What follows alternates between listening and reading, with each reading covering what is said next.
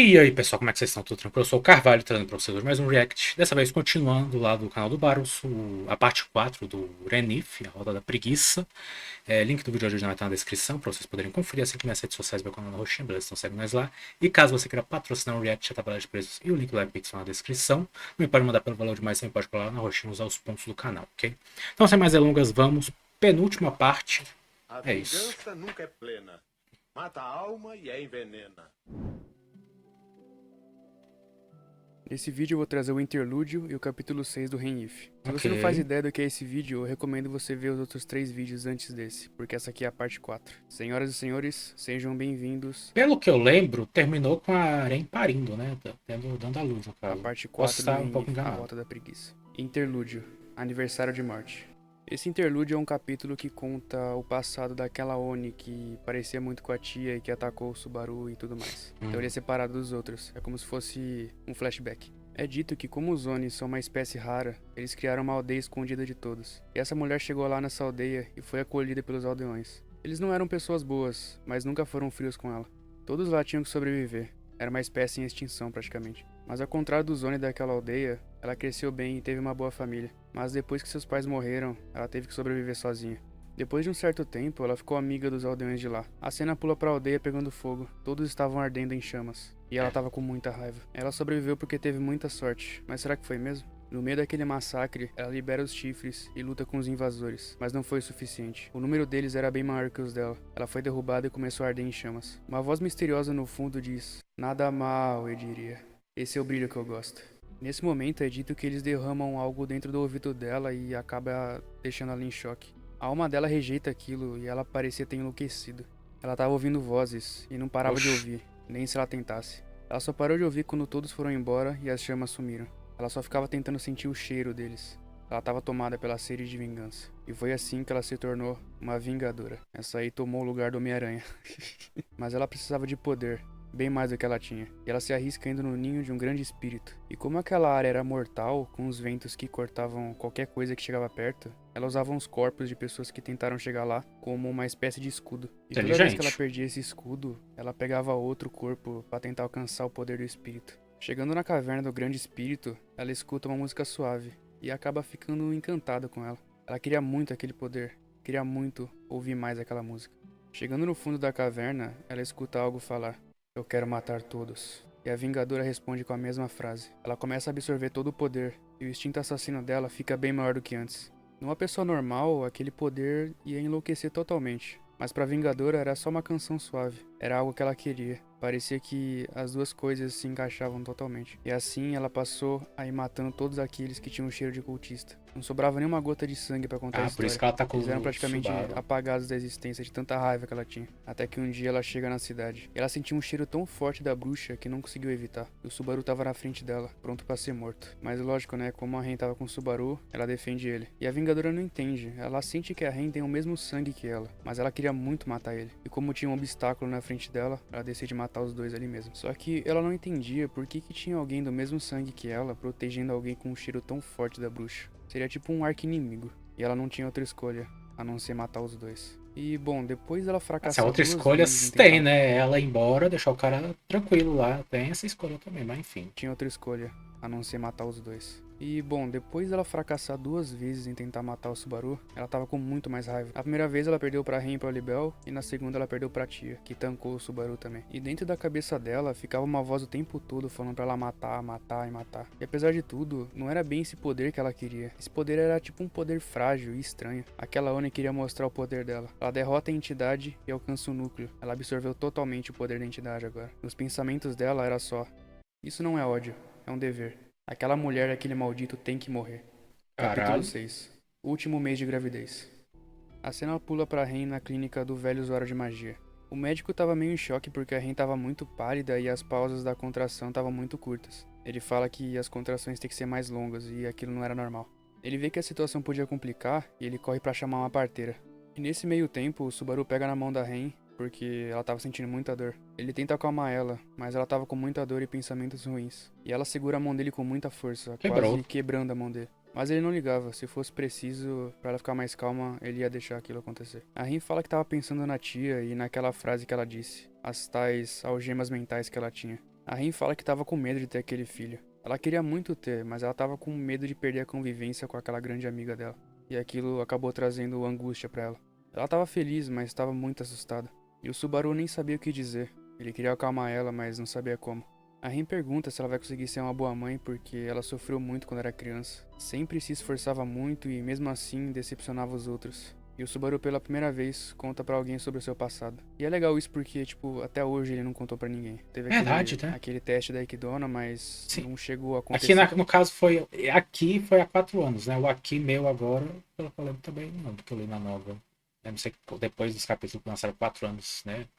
É depois que aconteceu, mas. Aquilo nesse if, então, né? É a primeira vez que ele conta pra alguém. Ele fala pra Ren que sabe como ela se sente. Ele decepcionou muitas pessoas que ele amava. E seus pais eram um modelo perfeito de pai e mãe. E mesmo ele só decepcionando eles, os pais deles sempre apoiavam ele. Ele também fala que tava com medo de não ser um bom pai porque ele também não era um bom filho. Mas ele fala que vai se esforçar ao máximo pra fazer ela e o filho dele feliz. Ele admirava os seus pais e queria ser como eles pro seu filho. A questão é que o Subaru e a Ren sabiam que não eram perfeitos e estavam com medo de não ser capazes de cuidar do seu filho. A Ren pergunta pra ele se ele se arrepende de ter esse filho e ele fala que com certeza não. Ele fala que sempre correu e correu, mas dessa vez ele fala que foi salvo e a salvação era o filho dele. O médico chega com a parteira e fala pro Subaru sair logo, pra ele não atrapalhar o parto. E o Subaru queria muito participar do processo, mas o médico fala que ele ia atrapalhar, então ele é forçado a sair. É, Ele né? se Melhor sente falar na patético lata porque logo. até nesse Tem que momento a medir Ren tem que lutar palavras. sozinha. Do lado de fora, ele encontra o Alibel. O Alibel fala que a tia pode ter quebrado a cara quando falou que ia resolver as coisas sozinha.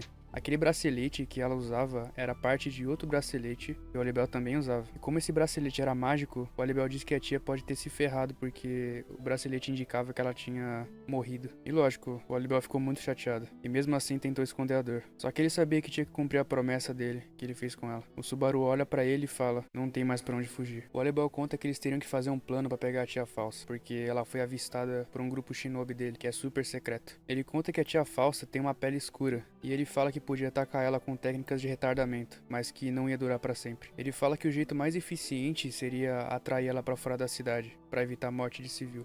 O Alibel levanta o dedo pra propor um plano, mas logo ele desiste. Ele não ia usar o parceiro dele como isca. Seria um fardo enorme se ele morresse e deixasse a Ren e o filho dele pra trás. O Subaru pergunta o que o Alibel sabe sobre a Zareste. Ele fala o básico, que ela é um grande espírito e que morava no lado oeste de Kararagi. E fala que era um famoso espírito assassino que tinha uma canção de ninar. O Subaru questiona essa música e fala que conhece. No Palácio de Magoji, ele fala que as mulheres de lá ensinaram ele a cantar. A cena pula pra Vingadora lutando contra as sombras do Alibel. Quando as sombras somem, ela sente o cheiro da bruxa. E era lá que ela queria ir. Ela segue o cheiro, pulando de telhado em telhado. Ela vê o Subaru encarando ela. Ela lança um vento cortante nele, mas logo o Alibel entra na frente, dizendo que não ia deixar ela fazer aquilo. Eles começam a correr, enquanto ela segue o Subaru fazendo ataques mortais.